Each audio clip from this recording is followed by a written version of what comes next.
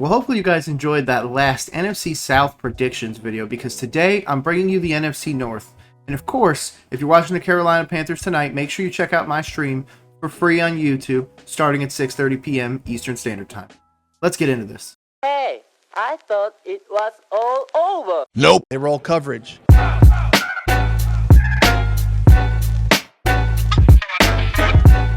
So yeah, the NFC North. We've come kind of far, right? We went from the NFC South, just went the opposite direction. But hey, today, not only do I want to talk about them, but I want to give you my opinion about where they not only are, but where they are going. The first place I want to start is, of course, the quarterbacks. If you really want to think about the quarterbacks, Jared Goff versus Caleb Williams versus rookie J.J. McCarthy, and of course, Jordan Love. I do believe that there are some serviceable quarterbacks in the division. I'm not going to lie to you, though. I might be already in the camp that Caleb Williams is the best quarterback in the division already.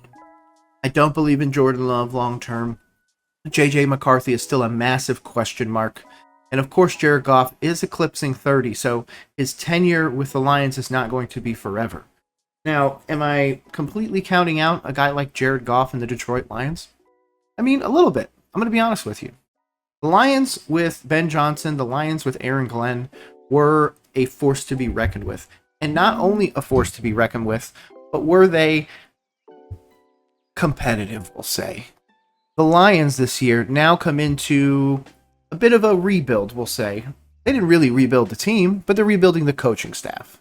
Jared Goff, Amon-Ra St. Brown, Jamison Williams, Jahmyr Gibbs, David Montgomery, they have guys on the offensive side of the ball. And that's not even including their offensive line. You want to go to the defensive side of the ball? I mean, you got guys like Aiden Hutchinson, Terrion Arnold. You have got guys on that team.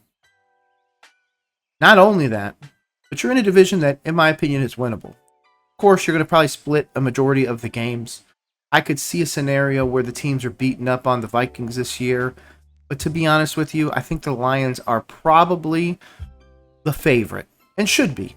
No offense. They have a ton of wins, and even as much as I believe in Caleb Williams, if you asked me to put $100 down on a team right now, it would still be the Detroit Lions. But the one that I think that's truly going to contend with them in this division this year, it is going to be a massive surprise to people, is the Chicago Bears.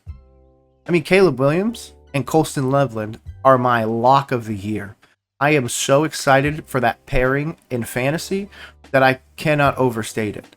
And to be honest, after being sacked more than Bryce Young was his rookie year, Caleb Williams still threw 20-plus touchdowns. He was still a very good quarterback, eclipsed 3,000 yards. That's a quarterback that might be able to do something in the long term, especially since he's going into his second year, finally learning how to watch film at the NFL level, because apparently he wasn't being taught that, which is kind of insane. Bit of dereliction of duty in Chicago. But now you bring in the savant, Ben Johnson. You bring in guys like, obviously they've already had D Swift, but you bring in guys like Luther Burden, you bring in guys on the defense. This Chicago Bears team might be able to surprise a few people, but I do believe that the volatility of the quarterback position, mainly Caleb Williams, with up and downs, that's really what you're hoping for. You're hoping for more of the upside, kind of like my Carolina Panthers are with Bryce Young.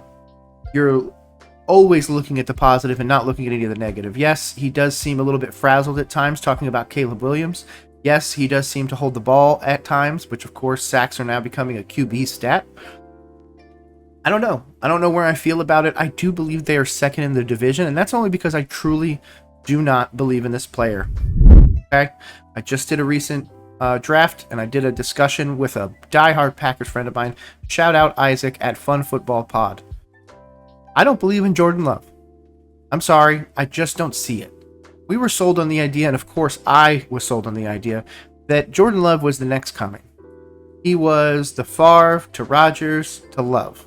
I mean, what a fantastic transition. The Packers are back, right? But are they? Is Jordan Love just a better version of Daniel Jones? Yes, I truly believe so. He's in a better system with a more consistent franchise, better coaching, more stability. I mean, he's what would happen if Daniel Jones went to a solid organization. And obviously, we just saw the game last night. And if you didn't watch that game with Colts Ravens, Man, AR hurt his finger. Daniel Jones looked terrible. I mean, Riley Leonard might be getting some actual starts in Indy, so shout out to him. But that team is just, I don't know. I just don't see it. Again, I love the Packers. Packers are one of those storied franchises. Of course, Tom Grossi out there, shout out to him as well, the #1 Packers fan, of course. I just don't believe in them yet.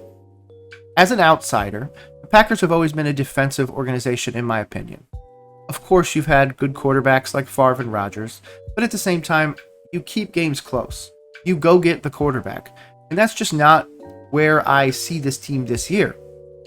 I see this team doing a bit of a rebuild. I could see them maybe sneaking into the playoffs in a wild card position, maybe 9-8. But if that's the case, they're expecting a lot of these wins to fall their way. To be honest, they've got a bit of a tough schedule just outside their division. So that is something to absolutely monitor. And of course, we're going to get to the rookie in the room, I guess, even though he's a second-year player, J.J. McCarthy and the Vikings. Do I love Kevin O'Connell as the coach? Oh, absolutely. He would come to Carolina for me and my team, I'd be over the moon. But instead, you guys have this multi-year, and if it's not multi-year, I'm thinking of Stefanski. Regardless, you have got this storied coach essentially for this franchise now. He's going to be this coach for a very long time, and if J.J. McCarthy is able to translate anything of what we've seen in training camp, I mean, J.J. McCarthy might be the real deal. The biggest benefit to J.J., of course, is he's young. He's only 21. Even with the injury, he still has a very, very long road ahead of him.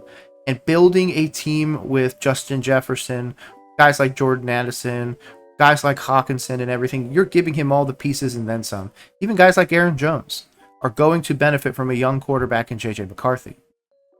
I don't know if that's going to be able to translate into wins, and if it is, it's truly the scheme and him just putting the ball in places where it just needs to be.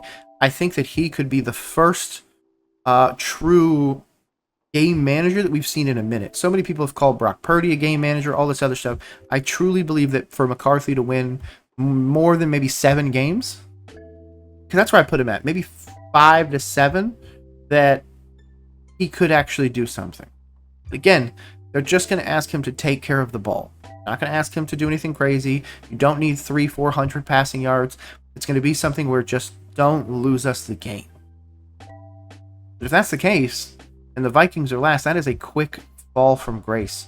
From what, 12, 13 wins last year? Like, that is a steep fall off. But I want to know your thoughts. Do you think the NFC South has a bit of flux, or do you think it's just going to be Vikings or Packers to win this division? Because again, I like the Lions. I don't love them. I really like the Bears, but they haven't shown me anything in a game yet, obviously. I don't believe in Love, and that's going to continue to persist. I also don't believe in Golden. That's a whole separate argument. And then McCarthy is just a pure rookie. We haven't seen him really do anything, or literally anything at the NFL level. So with that, I really need to see it.